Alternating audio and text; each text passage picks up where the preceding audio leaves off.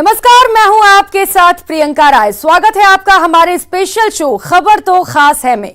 आज खबर तो खास है में हम आपको मिलवाएंगे बाड़मेर की स्नेक गर्ल से, दिखाएंगे श्री गंगानगर की रानी की कहानी, बताएंगे लव एट फर्स्ट साइट वाली स्टोरी। साथ ही बात होगी कि आखिर कैसे छोटी सी पहल बनी बड़ी प्रेरणा, और सबसे खास तनोट बॉर्डर पर वाघा बॉर्डर वाला नजारा भी दिखाएंगे। तो चलिए शुरू करते हैं खबर तो खास है का सफर।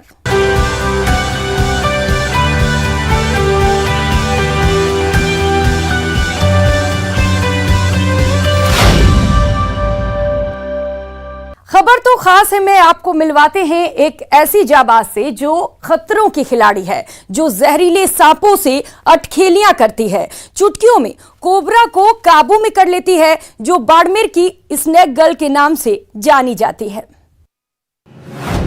बाड़मेर की बहादुर बिटिया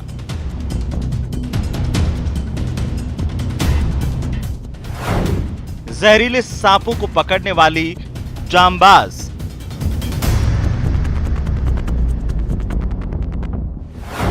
ना कोबरा से डर, ना रसेल वाइपर की परवाह।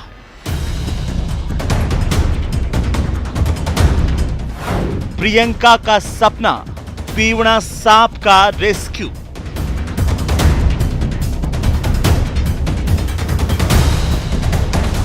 मिलिए राजस्थान की स्नेक गर्ल से, जिस कोबरा को देखते ही लोग थर थर कांपने लगते हैं, हलक में सांस अटक जाती है और डर के मारे अपनी जान बचाने के लिए बदहवास होकर भागने लगते हैं। उस जहरीले कोबरा से अटखेलियां करती है बाड़मेर की वो बहादुर बिटिया, जिसका नाम है प्रियंका चौधरी। राजस्थान की स्नेक गर्ल प्रियंका चंद सेकंड में जहरीले सांपों को पकड़ लेती है। अब तक प्रियंका सैकड़ों सांपों को रेस्क्यू कर चुकी है। Cobra, Russell viper, 100 scales viper, Sindh का रेत पकड़ चुकी हैं। अब प्रियंका पीवड़ा सांप को रेस्क्यू करना चाहती हैं। जहरीले सांपों को पकड़ने वाली जांबाज बिटिया को अब तक कई बार सम्मानित भी किया जा चुका है। और मैंने यहाँ पे काफ़ी मात्रा में स्नेक रेस्क्यू किया है, जिसमें सबसे ज़्यादा कोबरा रेस्क्यू किया है। उसके अलावा जीबीआर रेस्क्यू किया, जो नॉन वेनिमस होता है, जिसको चिकना धावक बोलते हैं। इसके अलावा यहाँ पे रसल वाइपर भी है, और सिंध करेत, जिसको यहाँ पे पीवड़ा सांप बोलते हैं। उसका मेरी इच्छा है कि मैं उसका रेस्क्यू करूँ, पर अभी तक वो हुआ नहीं है। बाड़मेर के सवाऊ मूलराज की रहने वाली प्रियंका ने अपने फॉरेस्टर पिता हरजीराम के साथ प्रतापगढ़ के जंगलों में सांपों के रेस्क्यू को सीखा। जयपुर में सांपों को पकड़ने की ट्रेनिंग ली। साल 2016 में वन विभाग में वन रक्षक बनी। वन रक्षक बनते ही सांपों के रेस्क्यू में जुट गईं। पहले सांप की किस्म और उसके स्वभाव के बारे में पूरी जानकारी जुटाती हैं और फिर उसका रेस्क्यू करती हैं। रेस्क्यू के टाइम हम प्रॉपर सांप को सबसे पहले तो यही देखते हैं कि भाई सांप कौन सा है, वो वेनिमस है या नॉन वेनिमस है। उसके अलावा वहाँ पे क्या कंडीशन होती है, पहले सामान हटाना है या पहले जो भी आसपास की चीज़ों का पहले निरीक्षण करते हुए सांप कौन सी साइड जाएगा। तो मैं चाहती हूँ मेरे साथ और ज़्यादा से ज़्यादा लोग जुड़े। प्रियंका को सांपों का रेस्क्यू करना काफी अच्छा लगता है। वो चाहती है कि इस क्षेत्र में और भी बेटियां आगे आएं और किसान के सबसे अच्छे साथी कहे जाने वाले सांपों को बचाने की पहल करें। बाड़मेर से न्यूज़ 18 के लिए प्रेमदान की रिपोर्ट। 15 साल वो उम्र जिसमें बच्चे नए सपने बुनते हैं और उस दिशा में आगे बढ़ते हैं, लेकिन श्री गंगानगर में 15 साल की रानी पर नियति ने ऐसा कहर ढाया कि मत पूछिए। 15 साल की रानी अपने सपनों को तिलांजलि देकर परिवार की जिम्मेदारी उठा रही है। मेरे पापा ने छोटी सी ये फैक्ट्री लगा रखी थी दिनों से, तो मैं उसी को चला के अपना खर्चा निकाल रही हूँ। क्या तुम पढ़ाई नहीं करते? पढ़ाई नहीं करती। अगर मैं पढ़ाई करूंगी तो मेरे घर को कौन संभालेगा, और बैंक में जो लोन है उसको भी भरना है। अच्छा, तो फिर उसको कौन देगा। सुनकर यकीन नहीं हो रहा ना, हो भी कैसे। खेलने, खाने और पढ़ने लिखने की उम्र में अगर सिर से पिता का साया उठ जाए, माँ डिप्रेशन में चली जाए, छोटे भाई का स्कूल छूट जाए, परिवार के सामने भरण पोषण की समस्या खड़ी हो जाए, तो अच्छे अच्छों के दिन का चैन और रातों की नींद हराम हो जाती है। लेकिन श्री गंगानगर की 15 साल की रानी इन तमाम मुश्किलों का बड़ी बहादुरी से सामना कर रही है। 5 महीने पहले पापा रोड पे जा रहे थे, जब उनका एक्सीडेंट हो गया तो पापा की डेथ हुई। अच्छा, तो अब घर में कौन कौन है? घर में मम्मी है और मेरा छोटा भाई है और मैं। मम्मी क्या करती हैं? मम्मी की तबीयत ठीक नहीं है और मम्मी घर पे ही है। श्री गंगानगर जिला मुख्यालय के वार्ड नंबर 27 की ब्रह्म कॉलोनी में रहने वाली रानी के पिता की सड़क हादसे में हुई मौत के बाद अब रानी न केवल अपनी अवसादग्रस्त मां को संभाल रही हैं, बल्कि अपने छोटे भाई की पढ़ाई जारी रखने की जद्दोजहद में भी जुटी हुई हैं। इतना ही नहीं, दिवंगत पिता पर चढ़ा 19 लाख रुपए का कर्ज चुकाने के लिए वो पिता की बंद पड़ी फैक्ट्री को भी चला रही हैं। वो भी तब जब पिता की मौत के कुछ ही दिनों बाद बैंक वाले उसे नोटिस पर नोटिस भेज रहे हैं। पापा ने घर बनाने के लिए लिया था। फिर अब बैंक से कोई बातचीत होती है? हाँ, वो तो कहते हैं अगर पैसे नहीं दिए ना तो वो घर को छीन लेंगे। अच्छा, ऐसे कहते हैं? हाँ जी। घर पे भी आते हैं आपके? हाँ, 2 बार आ चुके हैं। मुश्किलें तमाम हैं, जिनका रानी बहुत बहादुरी से सामना कर रही है। स्थानीय पार्षद सुरेंद्र स्वामी सहित दूसरे लोगों की मदद से रानी ने अपने पिता की बंद पड़ी फैक्ट्री को फिर से शुरू किया है और अपने 9 वर्षीय छोटे भाई शिवम को नजदीकी स्कूल में दाखिला दिलवाया है। रानी अब स्थानीय प्रशासन के साथ साथ सरकार की तरफ उम्मीद भरी निगाहों से देख रही है। तो कोई संस्था द्वारा या कोई सरकार के द्वारा मुझे मदद मिल जाए तो मेरा जो लोन है वो कम हो जाए या माफ हो जाए तो सही रहेगा। हिंदुस्तान का जो बैंकिंग जो सिस्टम है उसमें एक भारी कमी ये है कि अगर आप ईमानदारी से पैसे चुकाना चाहते हो तो आपको पाई चुकानी पड़ेगी, आपकी चमड़ी तक उतार लेंगे। और अगर आप बेईमानी करना चाहते हो, बैंक करप्ट होना चाहते हो, तो बैंक आपको मूलधन में भी छूट कर देगा, ब्याज में छूट कर देगा और आपको हाथाजोड़ी भी करेगा और आपको दोबारा खूब सारा पैसा भी देगा। रानी को लोन चुकाने में रियायत की दरकार है ताकि वो अपने परिवार को संभालने के साथ साथ अपनी पढ़ाई भी जारी रख सके और बैंक के कर्ज को भी ईमानदारी से चुका सके। क्या किसी जिम्मेदार तक उसकी फरियाद पहुंच रही है? ऐसे में पढ़ाई छोड़ चुकी रानी अब सरकार की ओर आस लगाए बैठी है कि उसके पिता के द्वारा लिए गए कर्ज में बैंक या सरकारी स्तर पर कुछ रियायत दी जाए ताकि वो मेहनत से अपने पिता के द्वारा लिए गए कर्ज को चुका सके, साथ ही अपनी पढ़ाई एक बार फिर से शुरू कर सके। अशोक शर्मा, न्यूज़ 18 श्री गंगानगर। बेटियां सशक्त होंगी तो समाज भी प्रगति कर सकता है। इसी सोच को लेकर दौसा के कलेक्टर ने एक नवाचार किया, जिसके तहत जिले में पढ़ने वाली 50 बच्चियों को काउंसलिंग विद कलेक्टर कार्यक्रम में बुलाया गया, जहां उनकी समस्या सुनी गई और उन्हें आगे बढ़ने का हौसला दिया गया। डरना मना है और हार से ही सीखना होगा। साथ ही उद्देश्य प्राप्त करने के लिए निरंतर प्रयास जरूरी हैं। इसी तरह का कुछ संवाद देखने को मिला जब जिला कलेक्टर ने बच्चियों से संवाद किया। बेटियों से सशक्त संवाद। पहली बात तो इतने लार्ज नंबर में बेटियां आई, उनसे मिलके बड़ा अच्छा लगा और मुझे लगता है ये कलेक्ट्रेट जैसे कार्यालय में आके आई थिंक अपने आप में ही एक हौसला अफजाई है इन बच्चों के लिए। और जिस तरह के सवाल इन्होंने पूछे, इनकी प्रॉब्लम्स भी सामने आई और जो कुछ मेन इश्यूज हैं हेल्थ हाइजीन वो जो इन्होंने हाईलाइट किए, तो I am sure district administration को उससे काफ़ी फ़ायदा मिलेगा। काउंसलिंग बाय कलेक्टर कार्यक्रम। कॉन्फिडेंस बिल्डिंग, एक गर्ल चाइल्ड की एम्पावरमेंट के प्रति हम क्या काम कर सकते हैं उसका एक शुरुआत किया है और इसी के साथ हम कुछ और स्टेप्स आगे धीरे धीरे लेंगे जिनके ऊपर हम लोग एजुकेशन विभाग के साथ बैठ के प्लान कर रहे हैं। 5वीं कक्षा की नव्या बनी एक दिन की कलेक्टर। मैंने ये पूछा था कि what do you think about girls, और सर ने बहुत ही अच्छा रिप्लाई दिया था कि वो गर्ल्स इज वेरी ब्यूटीफुल। एक प्यारी सी बच्ची के क्यूट से सवाल ने दौसा कलेक्टर कमरुल जमा चौधरी के काउंसलिंग बाय कलेक्टर कार्यक्रम को 4 चांद लगा दिए और नव्या को कलेक्टर साहब ने एक दिन के लिए जिले का कलेक्टर बनाकर सम्मानित किया। दौसा में बेटियों को सशक्त बनाने की अभिनव पहल के तहत 50 से अधिक विभिन्न स्कूलों की बालिकाएं शामिल हुईं। इस कार्यक्रम में कक्षा 5वीं से लेकर कक्षा 12वीं तक की बालिकाएं शामिल हुईं। इस दौरान बालिकाओं ने कलेक्टर से संवाद किया। इस संवाद कार्यक्रम में बालिकाओं के सवालों के जवाब देने के लिए खुद कलेक्टर के साथ ही कई और प्रशासनिक अधिकारी मौजूद रहे। हाँ, मैंने उनको वही ये चीज़ कही कि डर की कोई जगह ज़िंदगी में होनी नहीं चाहिए। मुझे लगता है हम सब ज़िंदगी में कहीं ना कहीं निराश हुए हैं, फेल हुए हैं या कोई एग्ज़ाम में रह गए हैं, तो उस चीज़ को भूल के आगे बढ़ें और फिर डर की कोई जगह बचती नहीं है। दौसा का जिम्मा संभालने के बाद कलेक्टर चौधरी ने एक से एक नवाचार किए, जिसके तहत बच्चियों को सुरक्षित समाज देने के साथ ही उनके मन से डर को भगाना मकसद था। बहुत ज़रूरी है कि बच्चे क्या सोचते हैं सोसाइटी के, लड़के क्या सोचते हैं सोसाइटी के, उसी से हमारा गर्ल चाइल्ड जो है वो सेफ रहेगा, उसी से हमारा माहौल सेफ रहेगा। सबसे पहले बच्चियाँ क्या सोचती हैं, उनको कैसे मोटिवेट किया जा सकता है। कलेक्टर साहब से मिलकर न सिर्फ छात्राएं खुश हैं, बल्कि उनका मनोबल भी बढ़ा है। और मैंने सर से ये पूछा था कि जो एग्ज़ाम के दौरान जो स्ट्रेस आता है स्टूडेंट्स को, उसको कैसे ख़त्म किया जाए, तो सर ने एक अच्छी सी स्ट्रेटजीज बताई थी।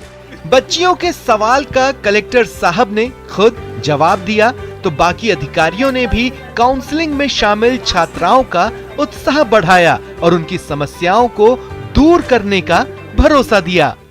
जिला कलेक्टर ने भी बच्चियों को भरोसा दिया है कि जो भी समस्याएं आई हैं उनका समाधान करने के लिए शिक्षा विभाग के अधिकारियों से संपर्क करके प्रत्येक समस्या का समाधान कराया जाएगा, ताकि हमारे ज़िले की बच्चियां पढ़े और आगे बढ़े।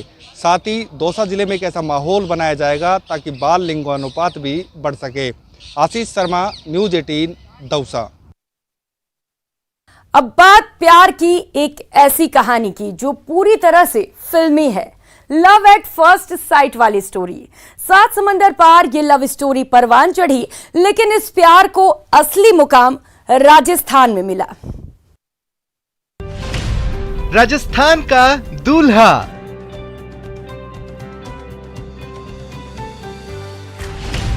कजाकिस्तान की दुल्हन,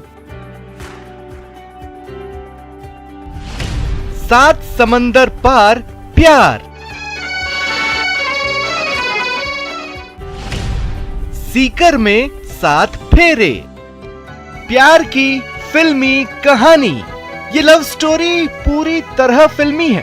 3 साल पहले 7 समंदर पार प्यार परवान चढ़ा, लेकिन इस प्यार पर असली रंग राजस्थान में चढ़ा। 10 फरवरी को सीकर में 2 प्यार करने वाले शादी के पवित्र बंधन में बंधे और हमेशा के लिए एक दूजे के हो गए। ये प्यार की कहानी शुरू होती है टर्की से, जब 3 साल पहले पंकज और तानिया मिले। टर्की एयरपोर्ट पर दोनों की नजरें मिली। मुलाकात के बाद दोनों की दोस्ती हुई। धीरे धीरे दोस्ती प्यार में बदल गई और दोनों ने शादी का फैसला कर लिया। दोनों के परिवार वाले भी रिश्ते को राजी हो गए और फिर वो दिन आया जब कजाकिस्तान की डॉक्टर बिटिया राजस्थान के सीकर की बहू बन गई। जनवरी 2019 के अंदर मैं टर्की के अंदर था, तब मैं वहाँ पे तानिया से मिला। फिर हमने धीरे धीरे बातें स्टार्ट की। मैं इनके पेरेंट्स से मिला। इनके पेरेंट्स बहुत ही अच्छे हैं, बहुत ही अंडरस्टैंडिंग है, तो ठीक है, उनको मैं पसंद आया। जब प्यार किया तो कैसी दूरी और क्या भाषा की मजबूरी। पंकज से शादी की खातिर तानिया ने हिंदी बोलना भी सीखा और 2 साल तक शादी के लिए इंतजार भी किया। अक्टूबर 2019 में दोनों की सगाई हुई। कोरोना काल में तानिया को वीजा नहीं मिला। 2 साल तक तानिया ने शादी का इंतजार किया। वीजा मिलते ही 1 फरवरी को सीकर पहुंच गई। विदेशी दुल्हन को पंकज के परिवार वालों ने भी खुले दिल से अपनाया और धूमधाम से दोनों की शादी करवाई। आप दूसरी कंट्री के अंदर जाते हो तो आपको लैंग्वेज के थोड़े इश्यूज आते हैं, आप ओवरकम कर लेते हो, लेकिन आपको टाइम लगता है। तो सीख रही हैं, थोड़ी आती है, थोड़ी कोशिश कर रही हैं, थोड़ा टाइम लगेगा लेकिन सीख जाएगी। टर्की में इनकी मुलाकात हुई एयरपोर्ट पर, बस वहीं उनके दोनों के सेट हो गया और वीज़ा नहीं मिल पाने की वजह से इनकी शादी टलती चली गई। अभी इनको सिर्फ 30 दिन का वीज़ा मिला है। और अब हमने इनकी शादी कर दी है। सीकर का सैनी परिवार विदेशी दुल्हन पाकर बेहद खुश है, तो अपने प्यार पंकज की बिंदनी बनकर तानिया की खुशी का भी ठिकाना नहीं है। संदीप हुड्डा, न्यूज़ 18 राजस्थान, सीकर।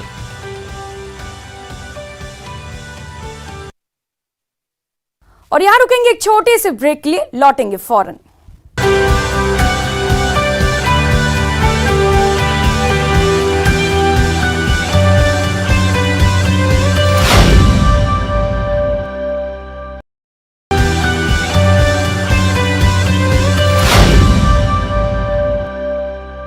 सकारात्मक सोच के साथ की गई छोटी सी पहल भी बड़ी प्रेरणा बन सकती है। कोरोना से निराशा के माहौल में जब बच्चों ने स्कूल से मुंह मोड़ लिया, तो चित्तौड़गढ़ के सरकारी स्कूल की एक शिक्षिका बदलाव लाने के लिए आगे आई। बगैर किसी के इंतजार के खुद अपने स्तर पर छोटी सी पहल के साथ वो बदलाव की वाहक बनी और फिर बदल गई स्कूल की तस्वीर।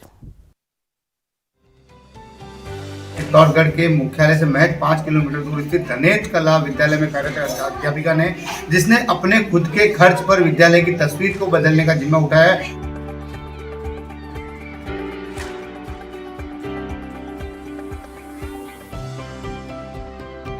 ये तस्वीरें खूबसूरत हैं, ये तस्वीरें बच्चों को आकर्षित करती हैं। ये सोच सकारात्मक है। एक सरकारी स्कूल को लेकर मन में आने वाले विचारों को बदलने वाली तस्वीर है। मिलिए इस बदलाव को अपने दम पर आगे बढ़ाने वाली शिक्षिका से। नाम है हेमलता शर्मा। नवाचार एक्चुअली इसलिए करना पड़ा कि हम देख रहे थे कि जब लॉकडाउन के बाद जब विद्यालय खुले तो बच्चों में वो रुझान जो पढ़ाई के प्रति पहले लगातार आने से हो रहा था। कोरोना से जब जिंदगी में निराशा फैलने लगी, तो चित्तौड़गढ़ के इस राजकीय कन्या माध्यमिक विद्यालय की शिक्षिका ने इसमें बदलाव का बीड़ा उठाया और इसमें उनकी कलात्मक सोच ने मदद की। तो हमने सोचा कुछ ऐसा रोचक किया जाए, कुछ ऐसा इंटरेस्टिंग बनाए, विद्यालय को इतना आकर्षक बना दे कि बच्चे जो है दौड़कर स्कूल आना चाहें और स्कूल से उनका एक जुड़ाव हो। तो ये सोच रही, और क्योंकि मेरा कला से लगाव शुरू से ही रहा है, तो मैं सोचती थी कि अगर मैं इसे पेंटिंग से ज़्यादा खूबसूरत बना दूं तो यहाँ थोड़ी आकर्षण बढ़ जाए। कहते हैं कि बदलाव के लिए किसी के इंतजार से हमेशा मीठा हो, ऐसी कोई गारंटी नहीं होती। कई बार अकेले की पहल से भी बदलाव लाया जा सकता है। हेमलता शर्मा ने भी ऐसा ही किया।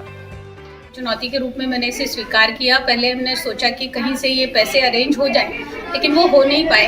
तब फिर इसका खर्चा मैंने स्वयं उठाया है। इसमें 7 से 8 हजार रुपए का अभी तक खर्च हो चुका है इस पर। जो बच्चे कोरोना के कारण विद्यालय से दूर हो गए थे, उनका विद्यालय में रुझान पुनः जागृत हो सके, लगातार इस दिशा में प्रयास किया जा रहा है। अपने खुद के खर्च पर राशि खर्च कर उन्होंने दीवारों को अपने हाथों से इस तरह से रंगा है कि विद्यालय में प्रवेश करते ही ऐसा लगता है मानो किसी सरकारी स्कूल में नहीं बल्कि किसी निजी स्कूल में आया। जब एक शिक्षिका ने पहल की, तो दूसरे साथियों ने भी इसे हाथों हाथ लिया और अब विद्यालय में आए इस सकारात्मक बदलाव के लिए हर कोई अपना योगदान करना चाहता है। बच्चे जो थे कोविड-19 के कारण बच्चों का पढ़ाई से आकर्षण जो खत्म हुआ, उस आकर्षण को बढ़ाने के लिए, पढ़ाई के प्रति अपने रुझान को आगे बढ़ाने के लिए इन्होंने कुछ प्रयास किया है। उस प्रयास में हम सब भी इनका पूरा भरपूर सहयोग कर रहे हैं और आगे भी करेंगे। शुरुआत भले ही छोटी है, लेकिन बदलाव के हौसले में बड़ा दम है और यह शुरुआत आने वाले समय में विद्यालय की पूरी तस्वीर बदलेगी। इस बात की कोशिश लगातार जारी रहेगी, क्योंकि ये सोच अनुकरणीय है।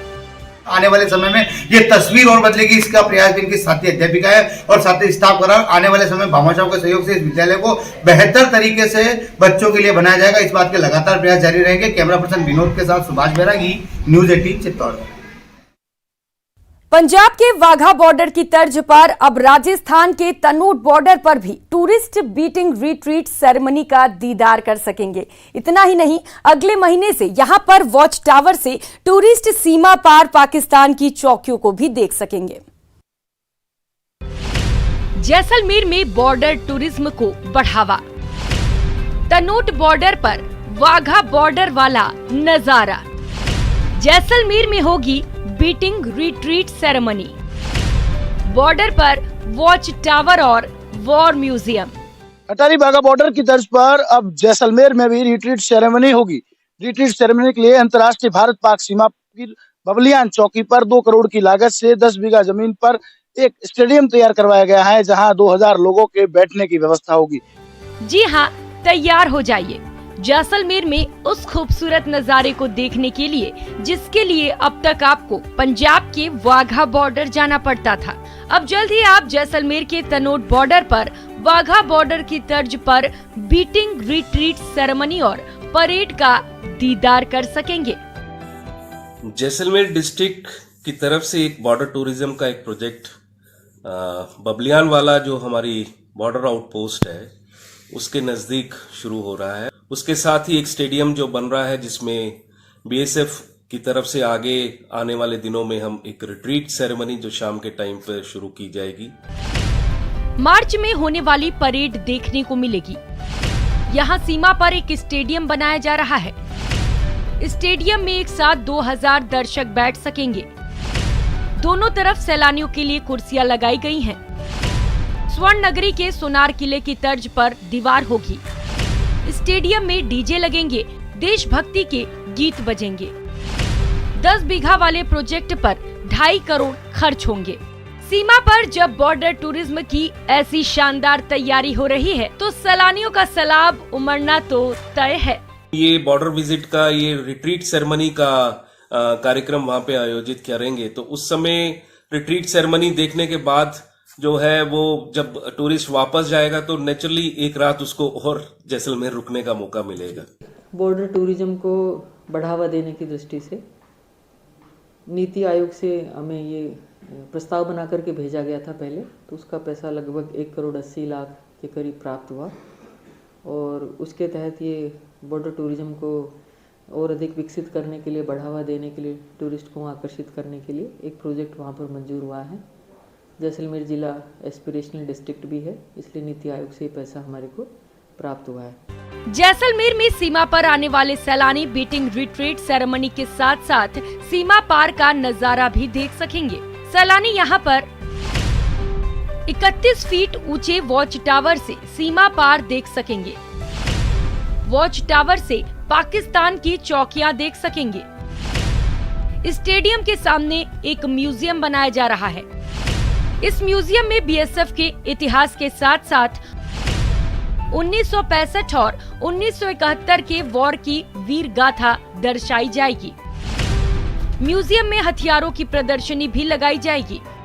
जाहिर है जैसलमेर में बॉर्डर टूरिज्म शुरू होने से पर्यटन व्यवसाय को बड़ा मुनाफा होगा, जिसे लेकर कारोबारी भी खासे खुश नजर आ रहे हैं। बॉर्डर टूरिज्म से फायदा है, बॉर्डर टूरिज्म से रोजगार बढ़ेगा, बॉर्डर टूरिज्म से स्टे बढ़ेगा और सबसे बड़ी बात जैसलमेर का पूरे देश में नाम होगा, क्योंकि गिनी चुनी जगह है जहाँ पर जो है रिट्रीट सेरेमनी होती है। तो अब की बार आप जैसलमेर आए तो यहाँ तनोट बॉर्डर पर वाघा बॉर्डर वाला खूबसूरत नजारे का दीदार करने जरूर जाएं। सब बड़े पर्यटन में अब 4 चांद लगेंगे, क्योंकि पर्यटन स्थल के रूप में डेवलप हुआ ये बॉर्डर टूरिज्म कहीं ना कहीं एक दिन पर्यटकों को अधिक जैसलमेर में रोकेगा और जैसलमेर में जब वो एक दिन अधिक व्यतीत करेंगे तो यहाँ के पर्यटन व्यवसायियों को प्रत्यक्ष व अप्रत्यक्ष रूप से काफी मुनाफा होगा। श्रीकांत व्यास, न्यूज़ 18 जैसलमेर। इस खास पेशकश में फिलहाल इतना ही। मुझे दीजिए इजाजत। नमस्कार।